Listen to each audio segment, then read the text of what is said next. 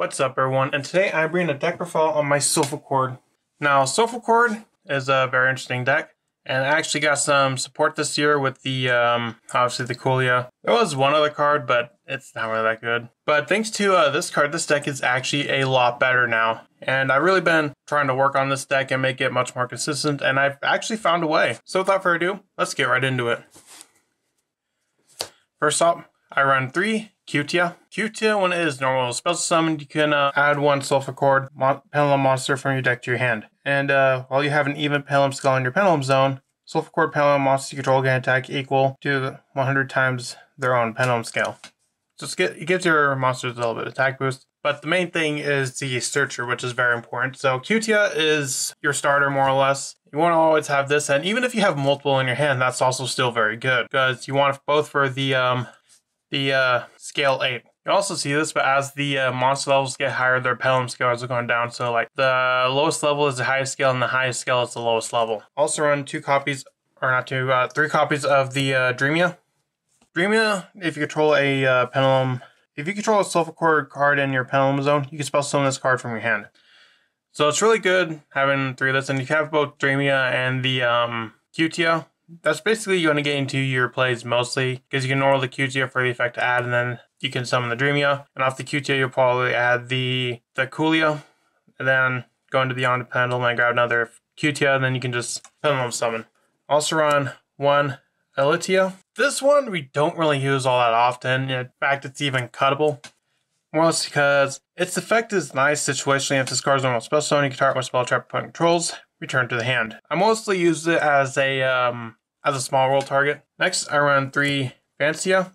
Fancia, during your main phase, you can put 1 Pendulum monster from your deck into your extra deck, which is definitely really good. So let's say you got, instead of Dreamia, you got Fancia, for example. Fancia, you can use that effect to send, usually the Gracia, really kind of depends. That way when you Pendulum summon, you can Pendulum summon that monster, and Gracia is your spell trap searcher, which is also why you want to run 3 copies of it as well. Gracia, when it's normal special summoned, you can add 1 Solfachord spell trap from your deck to hand, which is definitely really good, because obviously you can run the, you can add Elegance, which is, depending on your board, because all the Solfachord spells have multiple effects, and one of the Elegance effects is to discard a Pendulum monster to set 2 scales. Another one is put 1 from your deck directly into your scale, and then also like a draw 2. So being able to get to that, or the field spell, really just adds a whole lot more consistency. And in the example of the field spell, it adds a card to your hand so you follow up for the next turn. I run 1 Angelia. Angelia, you can attribute 1 Solfachord. Special summon Solfachord Pendulum monster from your deck, whose Pendulum scale is 2 higher or 2 lower. So this may come up very rarely, because this is very specific. So like, let's say you get rid of the Gracia, which is a pen skill 4. So you have to either get the level 6, or no, not the 7 scale, or the 3 scale. Yeah, as you see, it gets very confusing. Also run on Butia. Butia is like the level 3, although much better. It has a quick effect, target effect monster opponent controls. Or if you have a Pendulum skill in your Pendulum zone, you can target 1 face-up spell trap your opponent controls. This turn, banish it when it leaves the field. So this is kind of like a disruption in a way. You don't really go into these 2 as much, which is why we only run 1 copy, because the Cutia, Dreamia, Fancia, and Gracia are your main ones. Also run 2 Coolia. Coolia has a floodgate effect on field. A kind of weak floodgate, but still a floodgate nonetheless. Basically, when the effect of a monster on the field is activated, with an equal or lower attack than the highest Pendulum scale in your Pendulum zone, you can destroy that monster. And it's times 300, so at the highest, let's say you have Cutia, which is scale 8. Basically anything with 11 or lower attack can get destroyed. Now this could mess up certain strategies, like obviously if your deck has a bunch of low-level monsters, like let's say Flundries, for example. This is going to be a Flundries killer. But stuff whose monsters are higher than like 1200 attack aren't really going to be bothered too much by it. Next, I run 3 copies of Diviner. Diviner is situational as well, and also gives you access to the Baron de Fleur. And you can also link it away, because we run a bunch of fairy monsters in the extra deck that require, fairies. It's just like a overall pretty solid card to have. Honestly, even if you want to cut this card out for a hand trap, that's also an option as well. I've been kind of like back and forth on Diviner. Also run 3 Ash Blossom Joy Spring for a hand trap choice. I think it's probably one of the best hand traps in the format currently.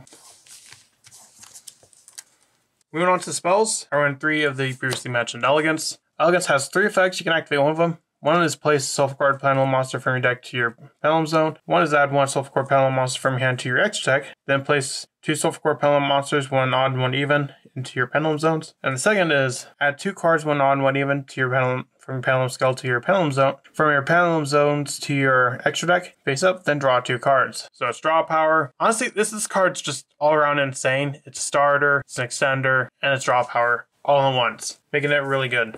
Also run 1 copy of Harmonia.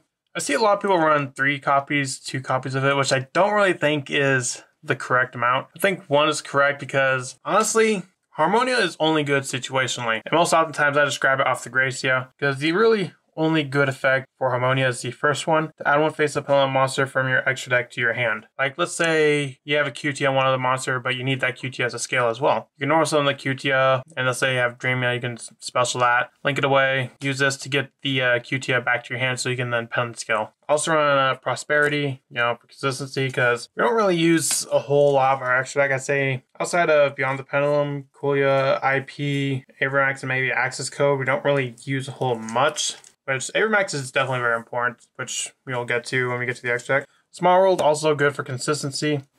Helps you get to the one that you want to see the most. And considering all the Solfacords have different levels, attacks, defense, and attributes for the most part, we can bridge it pretty easily. Also the 1-for-1, because QT is level 1, and you always want to have that one. I have 1 copy of Extra the Pendulum. This comes up sometimes, but not enough to really run a whole bunch of copies of it.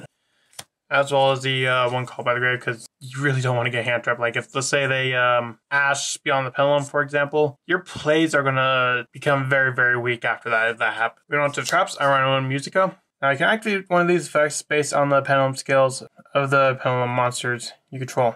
Odd, special summon face up, Solfachord Pendulum monster with an odd Pendulum scale from your extra deck. Even, summon 1 Solfachord with an even Pendulum scale from your extra deck. Even and odd, target 1 card your opponent controls, destroy it. So it can be a bit of a disruption. And you can also search it off of Gracia if you, like, let's say, already have Harmonia or the Elegance. Also run 3 infinite permanents because it's infinite permanents. Why wouldn't you run it? Moving on to the extra deck, I run 2 copies of Solfachord Kulia. This is one of your main monsters. So link 3, and once per turn when your opponent activates a monster effect, you can special summon 1 even or 1 odd Pendulum scale from your Pendulum zone to your zone this card points to. If you do, negate the activation, then you can add 1 Solfachord Pendulum monster with an equal the even Pendulum scale from your deck to your face up extra deck. So what you usually do is you'll have the Kulia, you use this to summon the Kulia to negate, and I will also put Kulia's Floodgate effect onto the field. Also run 1 Musica. Musica can allow you to swap 1 Pendulum from your extra deck to your hand, which can be helpful depending if, like, let's say you have Bancia and one of your weaker Solfachord monsters in hand. You can get into this, you can like swap them out. Also run 2 copies of Beyond the Pendulum.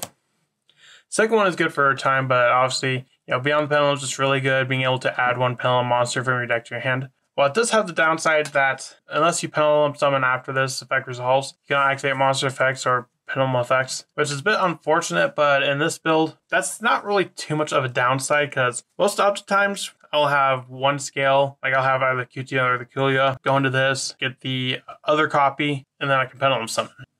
Also run Herald of Mirage Lights. Doesn't really come up too often because the summoning requirements are very specific. It's 2 monsters with the same type and attribute, which doesn't really come up too much because they have a lot of mixed attributes, but it does come up occasionally.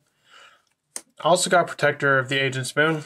Agent's Moon I don't really use for the effect. No, it does have a good effect, but I more or less use it because it's a link 2 that I can easily get into.